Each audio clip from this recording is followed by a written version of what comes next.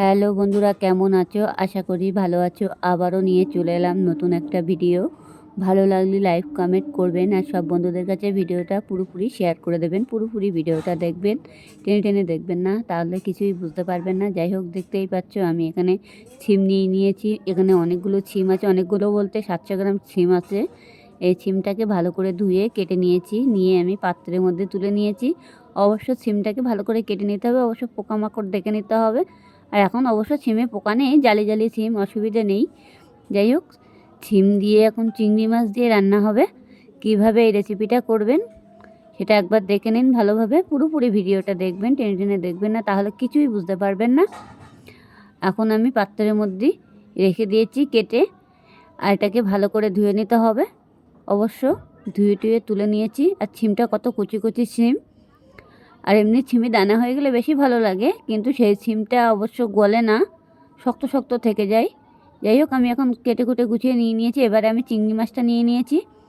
এখানে আমি চিংড়ি মাছ নিয়েছি, দেখতেই পাচ্ছ।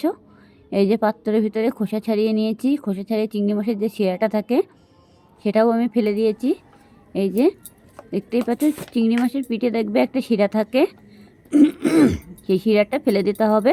এখন আমি এটাকে ভালো করে ধুয়ে নিয়েছি। ধুয়ে নিয়ে লবণ হলুদ দেব।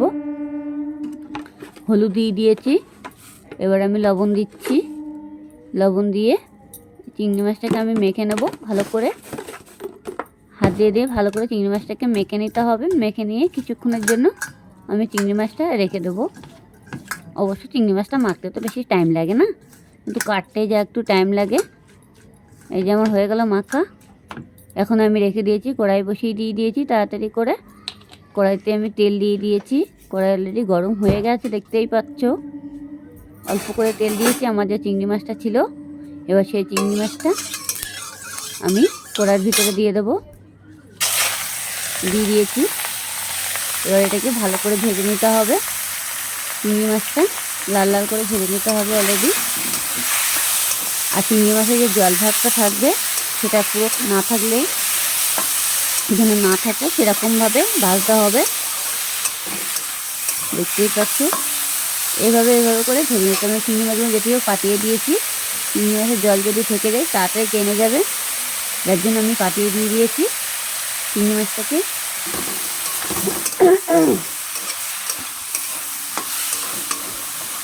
এবার নাড়াচাড়া দিতে হবে যাতে পুড়ে না যায়। গ্যাসটাকে আমি একটু বাড়িয়ে দিয়েছি।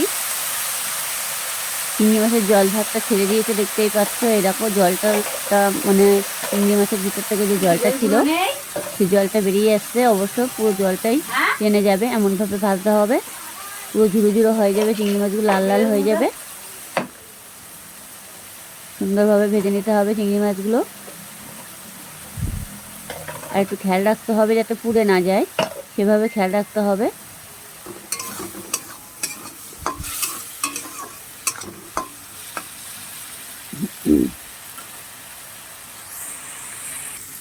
এবার দেখতেই পাচ্ছ চিংড়ি মাছে কোনো জল ভাব নেই, পুরো চিংড়ি মাছটা ভাজা হয়ে গেছে আমার।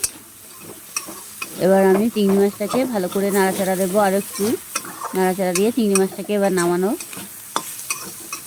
নামিয়ে নেব আমি। এটাকে ভালো করে নাড়াচাড়া দিয়ে এখন আমি ভালো করে নামিয়ে নিচ্ছি চিংড়ি মাছটাকে।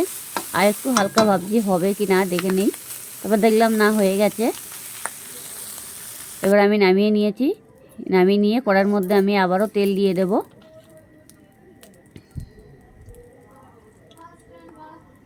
তেল দিয়েছি। এবার তেলটাকে আমি আবার একটু গরম করে নেব।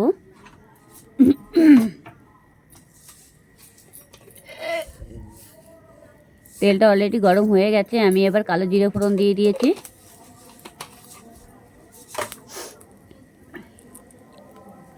যদিও গ্যাসটাকে আমি স্লো করে রেখেছি।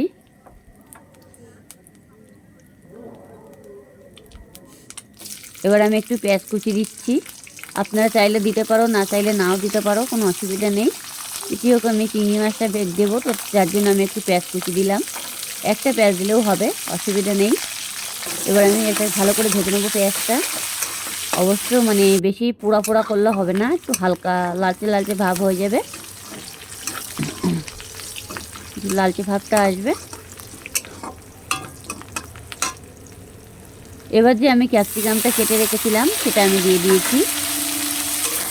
এই যে দেখতেই পাচ্ছ, ক্যাপসিকামটা দিলে পরে একটু টেস্টি হবে আর খেতেও কিন্তু খুব স্বাদ হবে আর খুব ভালো লাগবে। আমার যে সিমটা ছিল কাটা, সেই সিমটা আমি এখন দিয়ে দিচ্ছি। এবার সিমটাকে ভালো করে নাড়তে হবে, অলরেডি সুন্দরভাবে নাড়াচাড়া দিতে হবে, একটু করে নাড়তে হবে, একটু করে পাঠিয়ে দিতে হবে।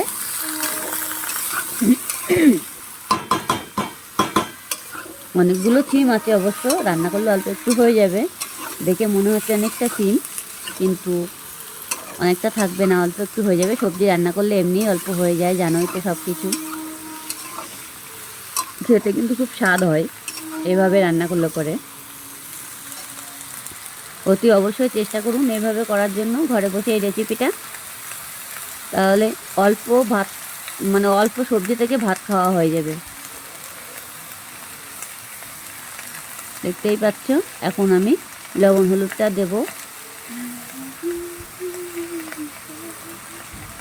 সিমটাকে তার আগে কিছুক্ষণের জন্য একটু ভালো করে ভেজে নিতে হবে।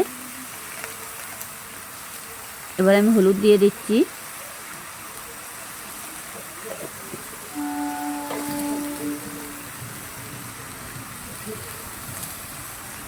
একটু জিরের গুঁড়ো দিলাম।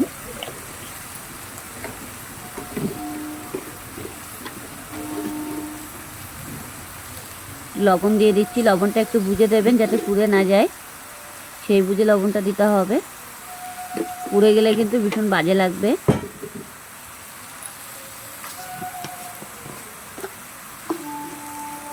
হালকা একটু চিনি দিয়ে দিচ্ছি।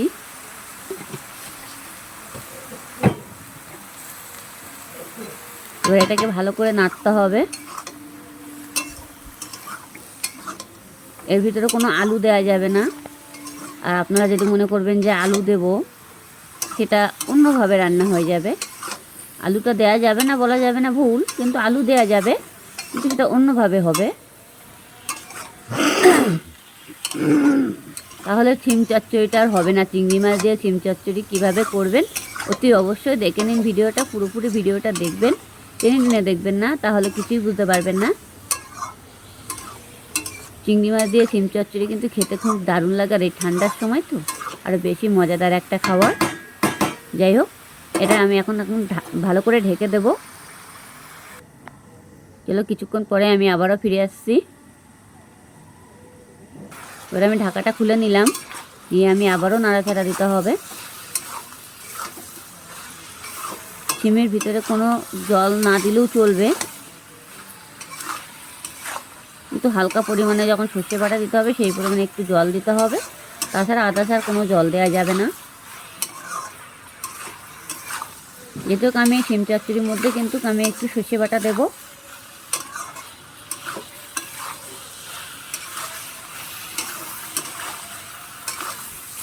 এটাকে আমি এখন ভালো করে নাড়তে হবে। অনেকটা সিমটা পুরো সেজে গেছে, অনেক সবজিটা যতটা বেশি দেখাচ্ছিল তার থেকে অনেকটা কম হয়ে গেছে, আরও কমে যাবে। যেতেই হোক একটু নাড়তে থাকতে হবে যাতে পুড়ে না যায়, সেইটুকু খেয়াল রাখতে হবে।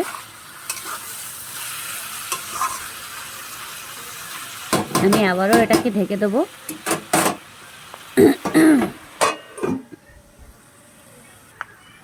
আমি আবারও খুলে নিলাম, দেখতেই পাচ্ছ তো অনেকটাই হয়ে গেছে।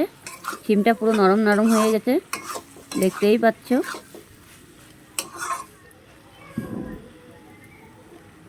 এই যে সিমটা একটু গালিয়ে দেখলাম যে হয়ে গেছে কিনা। এই সিমটা অনেকটা হয়ে গেছে সিদ্ধ, ভাজতে ভাজতে।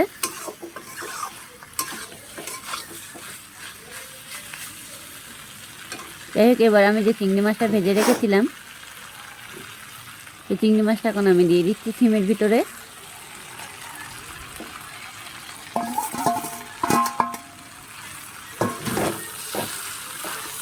সিমের ভিতরে দিয়ে দিলাম, দিয়ে এবার এটাকে ভালো করে নাড়তে হবে।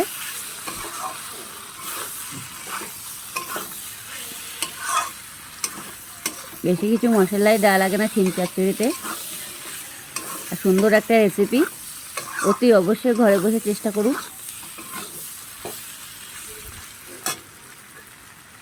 আমি এটাকে ভালো করে নাড়াচাড়া দিয়ে একটু পাতিয়ে পাতিয়ে দিয়ে ভাজতে হবে। এবার দেখো আমি যে সর্ষে আর কাঁচা লঙ্কাটা বেটে রেখেছিলাম, দেখতেই পাচ্ছ, সেটাকে আমি এখন দিয়ে দেবো। দিয়ে দিয়েছি, এর মধ্যে একটু জল দেব।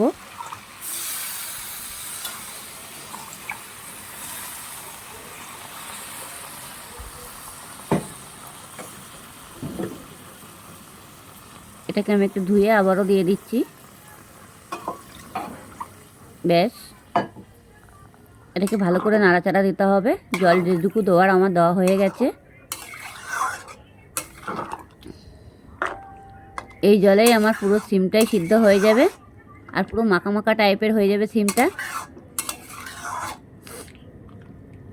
দেখি একটু ভালো করে নাড়াচাড়া দিয়ে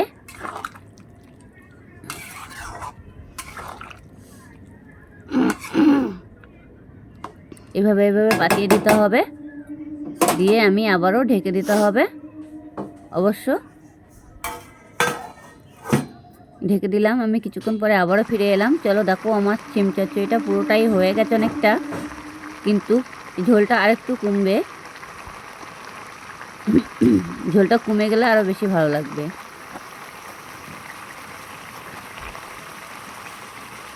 এটাকে এখন একটু ভালো করে নাড়াচাড়া দিতে হবে। দেখবে যাতে তলায় না লেগে যায়, সেই খেয়ালটুকু রাখবে। অলরেডি দেখতেই পাচ্ছ আমার সিম চচ্চড়িটা হয়েও গেছে। একটা পাত্রে আমি এখন ঢেলে নেব। ঢালাও হয়ে গেছে। ভালো লাগলে লাইক কমেন্ট করতে ভুলবে না, কেমন?